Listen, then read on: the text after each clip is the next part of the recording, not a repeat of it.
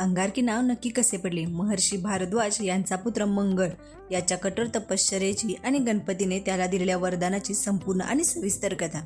संकष्टी चतुर्थी बाप्पाच्या प्रत्येक भक्तासाठी एक अत्यंत जिव्हाळ्याचा दिवस. पण जेव्हा ही संकष्टी मंगळवारी येते तेव्हा तिचं महत्त्व हजारो पटीने वाढतं आणि आपण तिला अंगारकी संकष्टी म्हणतो. एका अंगारकीचा उपवास केला की वर्षभराच्या 21 संकष्टीचं केल्याचं पुण्य मिळतं, अशी आपली अढळ श्रद्धा आहे. पण कधी विचार केलाय का की या चतुर्थीला अंगारकी हेच नाव का दिलं गेलं? मंगळवार आणि बाप्पाचा नक्की काय संबंध आहे? आज आपण गणेश पुराणातील ती अत्यंत भावनिक आणि रहस्यमय कथा पाहणार आहोत, जी प्रत्येक गणेश भक्ताला माहिती असायलाच हवी. अशाच आध्यात्मिक आणि पौराणिक कथा ऐकण्यासाठी आध्यात्मिक पाऊलवाटा मराठी या चॅनलला सबस्क्राईब नक्की करा. ही कथा आहे प्राचीन काळातील. गणेश पुराणात याचा सविस्तर उल्लेख आढळतो. प्राचीन काळी महर्षी भारद्वाज नावाचे एक अत्यंत महान आणि तपस्वी ऋषी होते. त्यांचे सर्व आयुष्य हे ज्ञानसाधनेत आणि तपश्चर्येत व्यतीत होत असे. एकदा ते नदीवर स्नान करत असताना त्यांच्या अफाट तेजाने आणि पृथ्वीच्या संयोगातून एक अत्यंत तेजस्वी बालकाचा जन्म झाला. या बालकाचे रूप सामान्य नव्हते. जन्मताक्षणी या बालकाची काती म्हणजेच रंगत जळत्या निखाऱ्यासारखी म्हणजेच एखाद्या अंगारकीसारखी लाल भडक होती. त्यांच्या शरीरातून साक्षात अग्नीसारख्या प्रखर आणि उष्ण ज्वाळांचे तेज बाहेर पडत होते. त्यांच्या या लाल भडक आणि तेजस्वी रूपामुळेच त्यांचे नाव ठेवण्यात आले अंगारक. महर्षी भारद्वाजांनी या आपल्या पुत्राला अत्यंत प्रेमाने जवळ घेतले. त्यांनी त्याचे पालन पोषण केले आणि त्याला वेद, पुराणे आणि सर्व विद्यांचे सखोल ज्ञान दिले. हाच अंगारक पुढे जाऊन मंगळदेव या नावाने संपूर्ण ब्रह्मांडात ओळखला जाऊ लागला. जसा अंगारक वयाने आणि ज्ञानाने मोठा झाला तसा तो गणपती बाप्पांचा परमभक्त झाला. बाप्पांच्या कथा ऐकून त्याला प्रत्यक्ष विघ्नहर्त्याचे दर्शन घेण्याची तीव्र ओढ लागली. आपल्या वडिलांचा महर्षी भारद्वाजांचा आशीर्वाद घेऊन अंगारकाने थेट अरण्याचा मार्ग धरला. बाप्पाला प्रसन्न करणे सोपे नव्हते. अंगारकाने अरण्यात अत्यंत घोर आणि कठोर तपश्चर्या सुरू केली. त्याने अन्न आणि पाण्याचा पूर्णपणे त्याग केला. तो फक्त आणि फक्त ओंकाराचा आणि बाप्पाच्या नामाचा जप करू लागला. दिवसामागून दिवस गेले, महिने गेले, वर्ष उलटली, ऋतू बदलले. कधी अंगाची लाही लाही करणारा उन्हाळा आला. अंगारकाच्या शरीराला चटके बसत होते, तरीही तो एकाच जागी ठाम उभा होता. कधी मुसळधार पाऊस कोसळला, कधी कडाक्याच्या थंडीने शरीर गोठून गेले, पण अंगारकाची समाधी भंगली नाही. त्याच्या तपाची धग आता इतकी वाढली होती की संपूर्ण निसर्ग आणि त्रिभुवन हादरू लागले. प्रत्येक वर्षाच्या या उपासनेने त्याचे शरीर क्षीण झाले होते.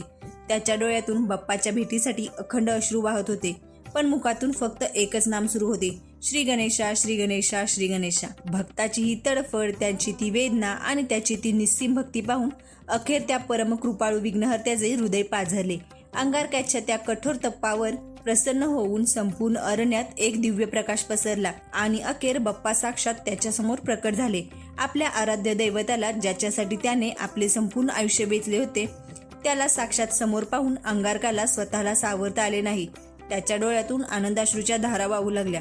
तो बाप्पाच्या चरणी लीन झाला. तेव्हा अत्यंत वात्सल्याने बाप्पाने अंगारकाच्या डोक्यावर हात ठेवला आणि म्हणाले, हे अंगारका, उठ. मी तुझ्या निस्सीम भक्तीवर अत्यंत प्रसन्न आहे. आज तुझी जी काही इच्छा असेल तो वर तू निसंकोचपणे माग.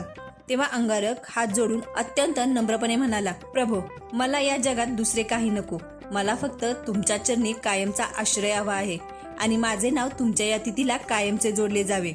एवढेच माझी एकुलती एक इच्छा आहे. ज्या दिवशी बाप्पाने अंगारकाला हे प्रत्यक्ष दर्शन दिले होते तो दिवस होता माघ महिन्यातील कृष्ण पक्षातील चतुर्थीचा आणि वार होता मंगळवार. बाप्पाने हसून अंगारकाला तथास्तु म्हटले आणि बाप्पाने वरदान दिले की, हे अंगारका, आज मंगळवारी तू मला प्रसन्न केले आहेस, त्यामुळे यापुढे मंगळवारी येणारी कोणतीही संकष्टी चतुर्थी ही तुझ्या नावाने म्हणजेच अंगारकी संकष्टी चतुर्थी म्हणून ओळखली जाईल. मित्रांनो, याच कथेला एक खूप मोठा ज्योतिषशास्त्रीय आणि वैज्ञानिक आधारही आहे. मंगळ हा उग्र आणि अत्यंत उष्ण ग्रह मानला जातो. ज्याच्या पत्रिकेत मंगळ दोष असतो त्याच्या आयुष्यात अनेक संकटे आणि राग वाढण्याची शक्यता असते. पण जेव्हा हा उग्र मंगळ शांती आणि बुद्धीची देवता असलेल्या बाप्पाच्या चरणी लीन होतो तेव्हा तो शांत होतो. म्हणूनच ज्या व्यक्तीच्या जीवनातील संकटे दूर करायची आहेत त्याने अंगारकीच्या दिवशी उपवास केल्यास मंगळाचा उग्रपणा कमी होतो आणि बाप्पाच्या कृपेने आयुष्यातील सर्व विघ्ने नष्ट होतात. आणि तेव्हापासूनच अंगारकीचा हा अत्यंत पवित्र आणि दुर्मिळ योग सुरू झाला. जो कोणी भक्त या अंगारकीचा उपवास करतो आणि रात्री चंद्रदर्शन घेऊनच बाप्पाचा नैवेद्य ग्रहण करतो त्याच्या पाठीशी माझा बाप्पा खंबीरपणे उभा राहतो. मित्रांनो, जेव्हा भक्ती सच्ची असते तेव्हा देव साक्षात दर्शन देतोच. हेच अंगारकाने सिद्ध केले. आपल्यालाही बाप्पाच्या चरणी हीच प्रार्थना करायची आहे की, बाप्पा, जसा तू अंगारकावर प्रसन्न झालास तशी तुझी कृपादृष्टी आमच्यावर आणि आमच्या कुटुंबावर कायम राहू दे. जर तुम्हाला बाप्पाची ही न ऐकलेली कथा आणि त्यामागचा हा अद्भुत अर्थ आवडला असेल तर व्हिडिओला एक लाईक नक्की करा. तुमच्या जवळच्या सर्व गणेश भक्तांना हा व्हिडिओ शेअर करा. आणि हो, बाप्पावरील तुमच्या श्रद्धेसाठी कमेंट बॉक्समध्ये गणपती बाप्पा मोरया लिहायला विसरू नका. भेटूया पुढच्या व्हिडिओमध्ये एका नव्या ऐतिहासिक आणि पौराणिक कथेसोबत. धन्यवाद.